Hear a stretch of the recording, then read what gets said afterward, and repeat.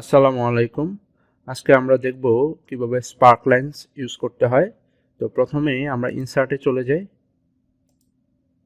তারপর এই যে এখানে স্পার্কলাইনস।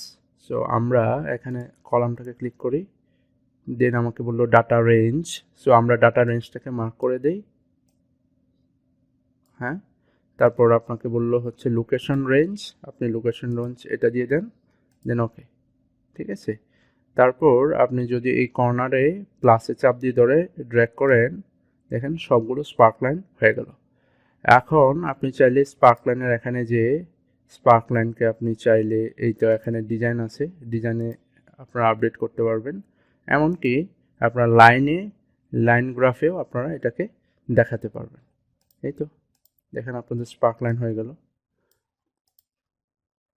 আর এখন এটাকে আপনারা চাইলে একটু কালার করে দেন, এটা ব্যাকগ্রাউন্ডটাকে, অথবা যে কোনো একটা কালার করে দিতে পারেন।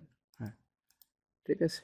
তো এইভাবে হচ্ছে আপনারা স্পার্কলাইন করতে পারেন। আবার এই স্পার্কলাইনকে আপনি চাইলে আবার কলামেও নিতে পারেন। দেখেন এই তো column, win or loss same আসবে, কোনো ডিফারেন্ট দেখাবে না। আপনারা এখানে দেখতে পাচ্ছেন উইন অর লস ডিফারেন্ট দেখাবে না, বাট কলামে ডিফারেন্টটা দেখতে পাচ্ছেন, লাইনে আরও ভালো করে দেখা যাচ্ছে।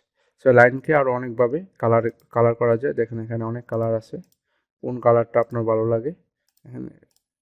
এবং এই কর্নারে চাপ দিয়ে স্ক্রল করলে এখানে দেখাচ্ছে বোল্ড কালারগুলো দেখাচ্ছে।